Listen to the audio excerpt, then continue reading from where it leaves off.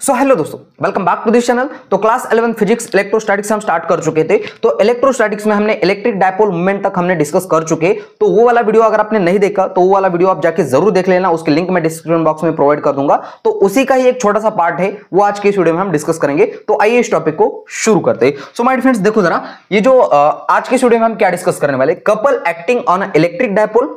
ना वो वाला कपल नहीं, तो ये अलग कपल है। कौन सा कपल है समझा देते हैं हम। Couple acting on electric dipole in an uniform electric field.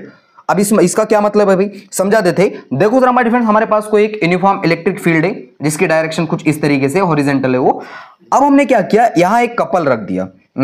Couple क्या है, अब यहां से देखो हमारे पास दो चार्जेस है। पहला वाला है नेगेटिव क्यू चार्ज एंड दूसरा वाला है पॉजिटिव क्यू चार्ज। ठीक है, दूसरा क्या है, पॉजिटिव क्यू चार्ज। अब इन दोनों को हमने एक 2L डिस्टेंस से सेपरेट कर दिया।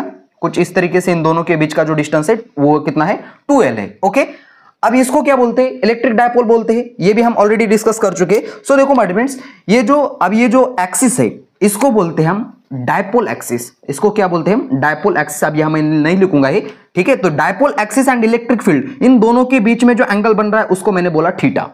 बोलो बढ़िया है यहां तक। अब यहां से देखो, ये जो पॉजिटिव क्यू चार्ज है इसकी डायरेक्शन आउटवर्ड होती है और इलेक्ट्रिक फील्ड की डायरेक्शन ये है। इसका मतलब इसके ऊपर जो फोर्स लगने वाला है इस डायरेक्शन में लगने वाला है। इस वाले पॉइंट को मैंने नाम दे दिया बी। अब इसके ऊपर जो इस नेगेटिव क्यू चार्ज पे जो फोर्स लगेगा वो इस डायरेक्शन में लगेगा और इस वाले पॉइंट को मैंने नाम दे दिया ए। बोलो बढ़िया है यहां तक। अब हमने इलेक्ट्रिक फील्ड की जब डेफिनेशन पढ़ रहे थे तो electric field vector E equal to वो क्या था, फोर्स पर यूनिट चार्ज, है ना, फोर्स पर यूनिट चार्ज। तो इसका मतलब यहां से फोर्स की डेफिनेशन, फोर्स का फॉर्मूला क्या बनेगा, Q into E। ओके, यहां से अगर मैग्नीट्यूड की बात की जाए तो फोर्स इक्वल टू क्या हो जाएगा, Q into V। अगर यहां ध्यान से देख पा रहे होगे कि इस डायरेक्शन में जो फोर्स लग रहा है तो मैं इसको बोलूंगा FB फोर्स। ओके यहां तक। एंड वो कितना होगा माय डियर फ्रेंड्स, यहां से यहां कौन सा वाला चार्ज है, पॉजिटिव चार्ज है, तो मैं बोलूंगा उसको plus Q and electric field की डायरेक्शन इस डायरेक्शन में है। अच्छा, तो सिमिलरली इस डायरेक्शन में जो फोर्स लग रहा है उसको बोलूंगा मैं FA वेक्टर। और वो कितना फोर्स लग रहा होगा, यहां जो चार्ज है नेगेटिव Q एंड इस डायरेक्शन में, अभी ये जो इलेक्ट्रिक फील्ड की डायरेक्शन उसके अपोजिट है तो यहां एक माइनस भी आ गया साथ में। तो ऐसे मैं बोल सकता हूं क्या, अब वही बात मैं यहां लिखूंगा। सो देखो जरा मैं क्या लिख रहा हूं यहां से, लेट द फोर्स, साथ साथ में आपको नोट करना है, the force acting on charge plus Q at point, कौन सा पॉइंट है, एट पॉइंट B। ओके, इस वाले पॉइंट पे तो फोर्स क्या होगा माय डियर फ्रेंड्स, देखो जरा, मैं ऐसा बोल सकता हूं क्या, फोर्स FB इक्वल टू क्या हो जाएगा, plus QE। Okay, E vector, इसको मैं इक्वेशन नंबर 1 देना चाहूंगा। सिमिलरली वही हमने वो आप पढ़ते ही समझ जाओगे ऊपर वाला जो थ्योरेटिकल पार्ट्स क्या है। Consider an electric dipole place in an uniform electric field. हमने मान लिया कि कोई हमारे पास डायपोल है, उसको हमने इलेक्ट्रिक फील्ड में प्लेस कर दिया। And theta is the angle between dipole axis, ये वाला डायपोल एक्सिस एंड ये इलेक्ट्रिक फील्ड। ओके, अब सिमिलरली इसी तरीके से हमको क्या करना है, फोर्स निकालनी है acting on a negative charge. तो वो भी मैं यह लाइन लिखना चाहूंगा, let the force acting on charge, कौन सा वाला चार्ज, नेगेटिव क्यू चार्ज, है ना, नेगेटिव क्यू चार्ज, और एट पॉइंट ए। ओके, अब इसको अगर मैं मैथमेटिकल फॉर्म में लिखना चाहूं तो ये क्या हो जाएगा माय फ्रेंड्स, FA वो क्या हो जाएगा, equal to negative QE vector, और इसको इक्वेशन नंबर दे दिया मैंने 2। बोलो बढ़िया है यहां तक। और यहां जो फोर्स की डायरेक्शन है एंड इलेक्ट्रिक फील्ड की डायरेक्शन है वो कैसी है, सेम है। ठीक है, फोर्स एंड इलेक्ट्रिक फील्ड की जो डायरेक्शन है वो कैसी है, सेम है। और यहां नीचे वाले केसेस में फोर्स की डायरेक्शन इस तरफ है, इलेक्ट्रिक फील्ड की डायरेक्शन इस तरफ है। ठीक है, या फोर्स एंड इलेक्ट्रिक फील्ड की जो डायरेक्शन है, अब ये शॉर्ट में मैं लिख रहा हूं, आप डिटेल में लिख लेना, कैसी है, अपोजिट है। ओके, आई होप कि यहां तक सब कुछ क्लियर होगा। So my dear friends, equation number 1 और 2 को अगर आप ध्यान से देख पा रहे होगे, ये वाली साइड सेम है। अगर नेगेटिव साइन को मैं इस तरफ शिफ्ट कर दूंगा तो वो दोनों सेम हो जाएंगे। तो क्या मैं इसको ऐसे बोल सकता हूं क्या, from 1 and 2 FA is equal to FB but negative sign. ठीक है, तो नेगेटिव साइन हमको ये बताएगा कि फोर्स एंड किसकी डायरेक्शन, दोनों फोर्स की डायरेक्शन अपोजिट है ना। नेगेटिव साइन तो यही तो बता रहा है कि दोनों फोर्स की डायरेक्शन कैसी अपोजिट है। तो यहां डायग्राम से भी हमको समझ में आ रहा है कि इसकी डायरेक्शन इस तरफ है, इसकी डायरेक्शन इस तरफ है। अब माय डियर फ्रेंड्स देखो, इसकी इस वाले चार्ज पे इस डायरेक्शन में फोर्स लग रहा है, इस वाले चार्ज पे इस डायरेक्शन में फोर्स लग रहा है। इसका मतलब यहां कुछ ना कुछ तो टॉर्क जनरेट हो रहा होगा। बोलो बढ़िया, यहां तक यहां कुछ ना कुछ तो टॉर्क जनरेट हो रहा होगा। अब इस टॉर्क कितना होगा, अब यहां टॉर्क किस तरीके से इस थीटा पे डिपेंड रहता है वो हम देख लेते हैं। अब यहां तक इतना वाला थ्योरेटिकल पार्ट नोट कर लीजिएगा, बचा हुआ काम मैं थोड़ा सा आगे कंटिन्यू कर लेता हूं।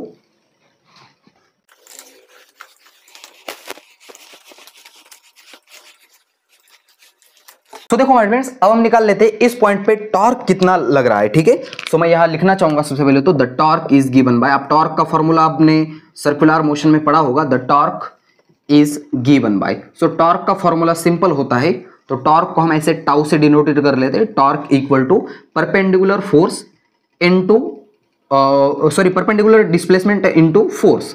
ठीक है, इस तरीके से। अब यहाँ d क्या है और f क्या है, ये तो हमको समझ में आ गया है कि फोर्स है। अगर यहाँ परपेंडिकुलर डिस्टेंस कौन सा होगा माय डिफरेंस, क्या ये वाला होगा। ऐसे मैंने यहाँ परपेंडिकुलर डाल दिया और इसको ऐसे जोड़ दिया। ठीक है, इस वाले पॉइंट को नाम दे दिया मैंने P। अगर मैं इसको इस तरीके से लिखना चाहूँ, टॉर्क इक्वल टू, तो यहाँ से B से लेकर इस पॉइंट तक यहाँ लिखा मैंने BP vector into F। Okay, अब यहाँ F कौन सा होगा, AFB होगा। ठीक है, तो उसकी वैल्यू कितनी है, QE है। और यहाँ BP की वैल्यू माय डिफरेंस क्या हो जाएगी, देखो जरा ध्यान से। और यहाँ से यहाँ तक का जो डिस्टेंस है उसको हमने 2L मान के चला था, है ना, 2L डिस्टेंस है। तो ये वाला कितना हो जाएगा, अगर ये वाला एंगल थीटा है तो यहाँ वाला भी एंगल थीटा होगा। तो क्या मैं यहाँ से इसको बोलूंगा, अगर मैंने इसको बोल दिया y और इसको बोल दिया x, तो y की वैल्यू क्या हो जाएगी। अगर मैं साइन थीटा की डेफिनेशन यूज करूं तो sine theta equal to opposite side y, hypotenuse कौन सा है 2L, इसका मतलब y इक्वल टू मेरे पास आ जाएगा 2L साइन थीटा। बोलो बढ़िया, यहां तक y की वैल्यू क्या आ जाएगी 2L साइन थीटा। y की वैल्यू इसका मतलब y की वैल्यू है, इसका मतलब क्या है BP की वैल्यू है वो, है ना, BP वेक्टर की वैल्यू है वो कितनी है 2L साइन थीटा। अब ये सब्स्टिट्यूशन मैं इस वाले इक्वेशन में कर लेता हूं एंड फोर्स की वैल्यू यहां से पुट करूंगा तो मेरे पास टॉर्क इक्वल टू आ जाएगा। अभी हम मैं मैग्नीट्यूड की बात कर रहा हूं, तो BP की वैल्यू क्या आ गई है मेरे पास 2L sine theta and F की वैल्यू यहां से QE। ओके बढ़िया, यहां तक। इसको इक्वेशन नंबर कितना, आई थिंक 2 हो गया था मेरा, मैं इसको इक्वेशन नंबर 3 दे देता हूं। अब हमने इलेक्ट्रिक डायपोल मोमेंट भी माय डिफरेंस पढ़ा था, है ना।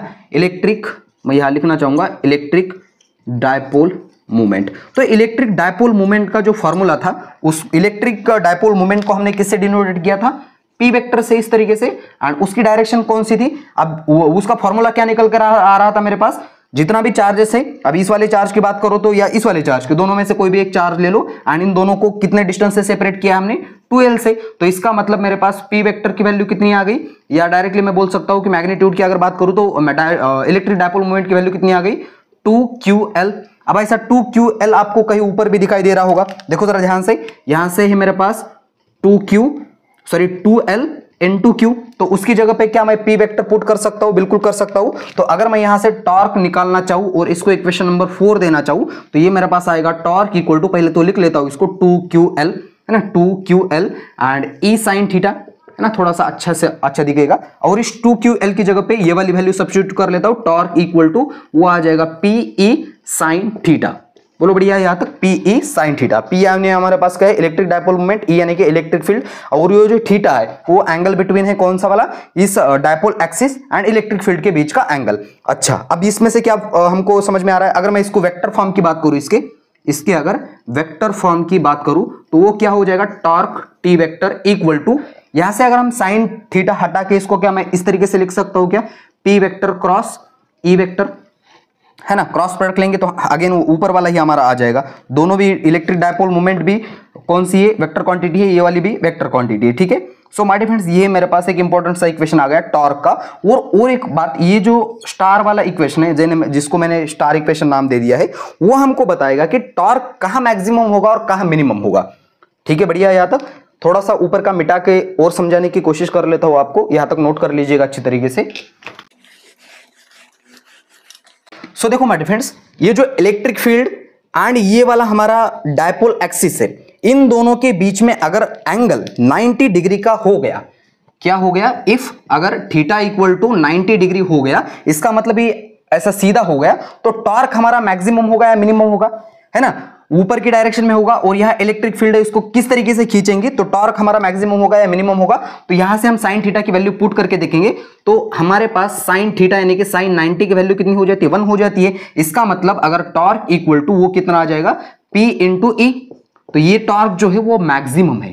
ठीक है, क्या है, मैक्सिमम है। कहां पर मैक्सिमम है, जब इलेक्ट्रिक फील्ड एंड इस चार्ज के बीच का जो एंगल है वो कितना है, 90 डिग्री है। अगर मैं मान के चलता हूं कि ये वाला जो एंगल है वो 0 है, अगर मान के चले कि हम इफ थीटा इक्वल टू क्या है, 0 है, तो हमारे पास साइन 0 की वैल्यू कितनी आ जाएगी, साइन 0 की वैल्यू 0 आ जाएगी। इसका मतलब टॉर्क भी हमारा क्या आ जाएगा उस केसेस में, 0 आ जाएगा। जब एंगल 0 हो तो टॉर्क क्या आ गया, 0 आ गया। तो इसका मतलब यह टॉर्क कितना होगा, मिनिमम होगा। कब मिनिमम होगा, जब इलेक्ट्रिक फील्ड एंड चार्ज की जो डायरेक्शन होगी वो सेम होगी या उसके बीच का जो एंगल होगा वो 0 होगा, ऐसे समझ सकते हो आप। ओके, तो ये मेरे पास हमने couple acting on electric dipole in uniform electric field के बारे में थोड़ा सा डिस्कशन कर लिया।